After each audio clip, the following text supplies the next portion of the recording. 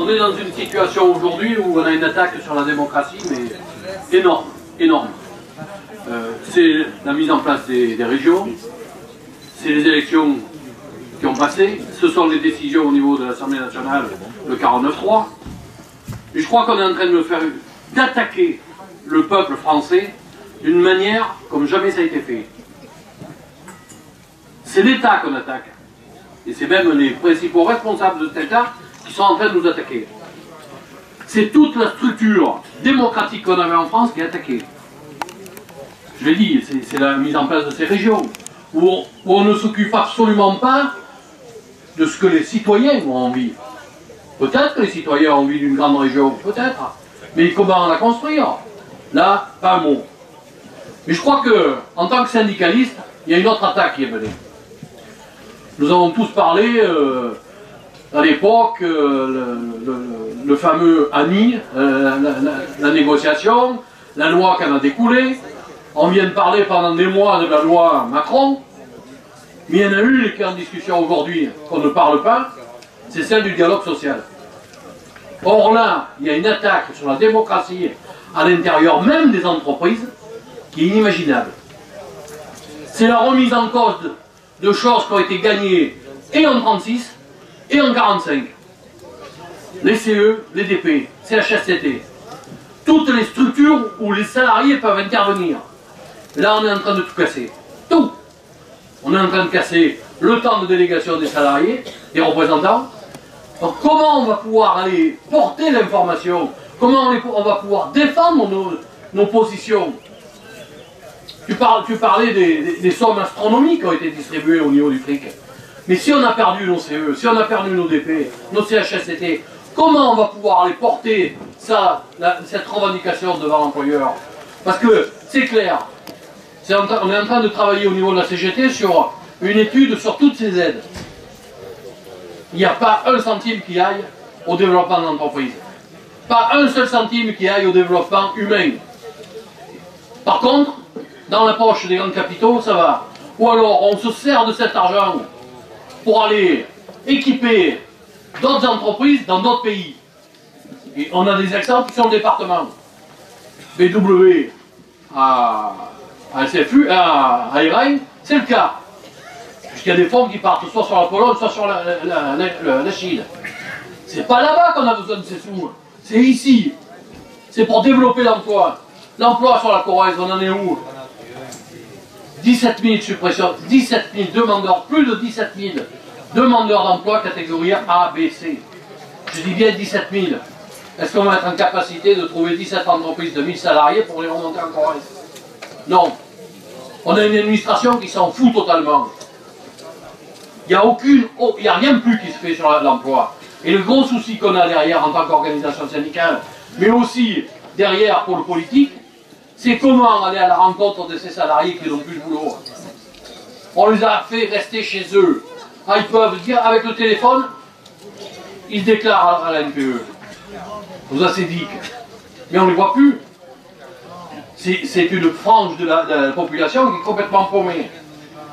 Alors rendez-vous compte dans les familles le dégât que ça peut faire. Alors pour en finir, ça va être court, je reviens quand même sur le problème que tu as soulevé par rapport au transport. Je crois que c'est quand même une aberration. Cette volonté de tout transférer, les voyageurs sur les cars, on recrée la 3e classe. Et je crois qu'il a été clair, la décision a été prise il y a 2 jours, un truc comme ça a été voté. Le budget sur les transports, hormis le transport en urbain, tout passe à la région. C'est-à-dire que le transport pour vos enfants, pour les enfants, c'est Bordeaux qui décidera. Il viendra bien voir l'écart qui sont à Perlevade ou ailleurs. On marche sur la tête, complètement. C'est ça qu'on a besoin de se rencontrer, d'en débattre pour le faire changer. Voilà ce que je voulais dire. Point sur la loi NOTRe, où j'ai quand même un peu de rancœur vis-à-vis de mes collègues élus qui la mettent à place avant qu'elle soit votée. On est en train de participer à un massacre total. Regroupement des communautés de communes, c'est pas voté, on le met en place. Nouvelle commune, 1000 habitants. Moi sur ma commune, j'ai même pas 100 habitants. La commune d'à côté en a 120. La commune d'à côté en a 240. L'autre commune, si je vois un périmètre qu'il me faut pour avoir une commune de 1000 habitants, le maire ne pourra plus être maire sur un périmètre comme ça. C'est pas jouable. Avec un nombre d'élus diminué. Demain, pourquoi 1000 habitants? Moi, je me suis quand même posé la question. C'est parce qu'il va falloir siéger dans cette fameuse grande interco de 20 000, 22 000 habitants.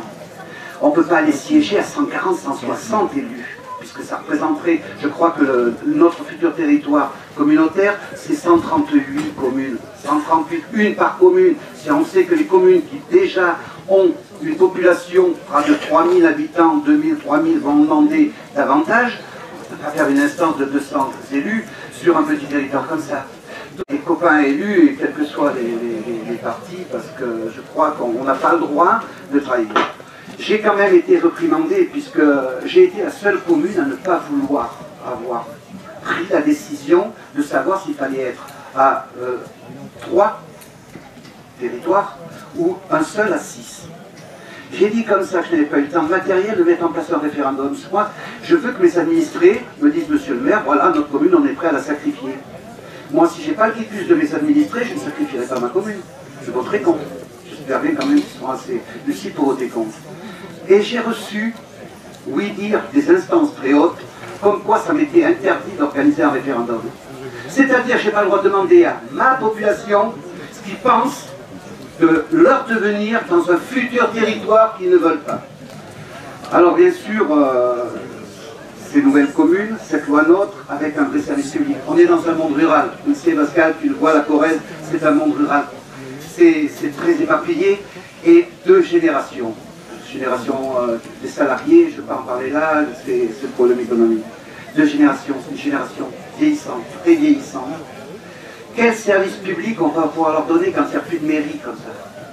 Moi j'ai un attachement particulier, j'ai un salarié à plein temps, pourtant une petite commune comme la mienne, 150 000 € de budget annuel, qui va à peu près quand tu payes déjà 2 salariés, le camembert, comment il est bouffé sur les investissements. Donc, comment on va pouvoir avoir des solutions par rapport à un vrai service public de proximité si cette loi NOTRe elle passe comme elle est prévue? Ça sera infaisable. Deuxièmement, pour notre jeunesse, j'ai, lors de mon mandat de président de communauté de communes, mis en place une médiathèque. On a quand même réussi à avoir un territoire équipé d'un niveau culturel qui correspond au territoire. Ça, c'est déjà un bien. Mais sur la technologie, c'est-à-dire sur la fibre optique et sur les moyens de diffuser par Internet, on est à la ramasse totale. On n'a rien du tout. Avant qu'on soit desservi, les réseaux téléphoniques sont dans un état déplorable. On est coupé sans arrêt le téléphone. Les personnes âgées se retrouvent complètement isolées. On les enverra demain dans les maisons de retraite à payer 2 000, 2 500 €. Ils ont 500 € de retraite. Comment on va faire? C'est impensable. On vit aujourd'hui dans notre monde rural quelque chose de catastrophique. C'est un vrai massacre. Et un deuxième point, c'est aussi sur le libéralisme et le capitalisme. Quand je sais qu'au niveau de l'Europe, nos députés européens ont des salles juste en dessous où se discute et se met en place le droit privé au-dessus du droit d'État. Le Canada a essayé de signer 37 procès, il en a perdu 37. Demain, on va se manger les poulets à la javel, on va se manger tout ce qu'il ne faut pas manger. Hormis que le capitalisme va régner en maître, et ça, c'est encore, et ça, il ne faut pas dire qu'ils ne le savent pas, c'est dans les couloirs de l'Europe. Nous, Européens, on doit dire non à ce traité transatlantique.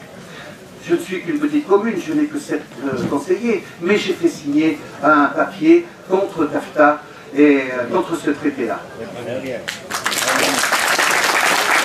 Mais déjà, je veux vous dire une chose. Souvent, la politique est décriée.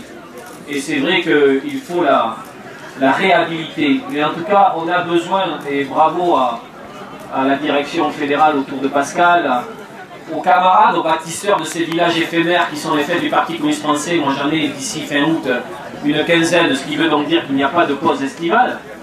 On va tout au long de l'été profiter de ces moments pour s'enrichir. Puis c'est aussi ça la politique, c'est le débat, c'est la fraternité, c'est l'apéro partagé, c'est le repas, c'est l'éducation populaire, c'est le concert.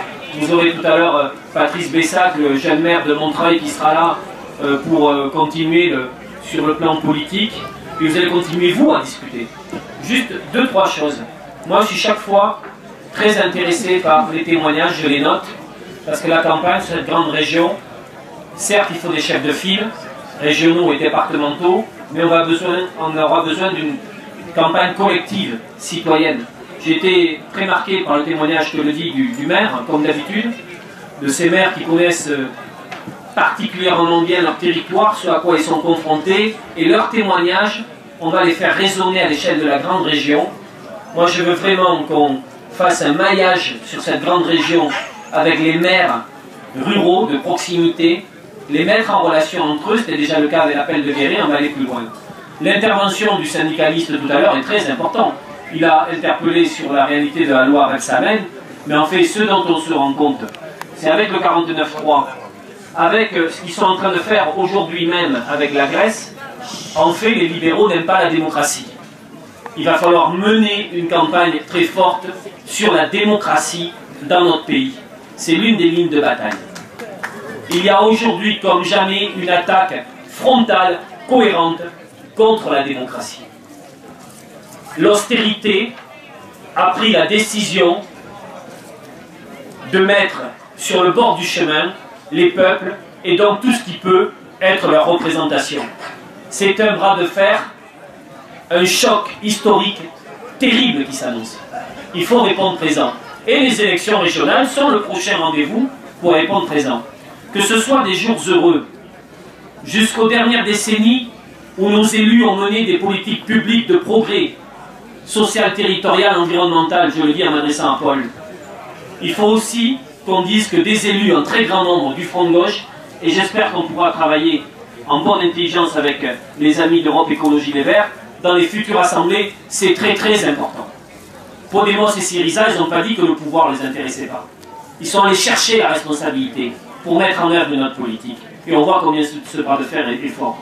Donc du nombre d'élus dont nous disposerons de la future grande région dépendra pour beaucoup, d'abord, le devoir d'alerte. Nos élus alerteront, parce que la loi NOTRe vient d'être votée en commission mixte paritaire. Et donc la mise en œuvre de la loi NOTRe par les nouvelles grandes régions va amener un Big Bang territorial de très grande ampleur. On a besoin de nos camarades dans ces assemblées pour alerter les syndicalistes, le mouvement social, les maires ruraux. Et nous avons pris, nous, l'engagement de faire un bilan sur la loi NOTRe à mi-mandat. Elle n'est pas gravée dans le marbre. Nous refusons la loi NOTRe. Nous continuerons à nous battre. Nous voulons créer les conditions pour la défense de nos territoires, des collectivités, et il faudra donc, à un moment donné, arrêter avec la loi NOTRe et mettre en place de nouvelles règles et une nouvelle manière de faire. Puis après, il y a les enjeux environnementaux, on en a parlé. Une région solidaire, une région citoyenne et une région écologique. C'est très important, et moi je me rends compte que quand on parle du développement territorial, systématiquement il est question de l'avenir des hommes et de l'environnement et des territoires où nous vivons.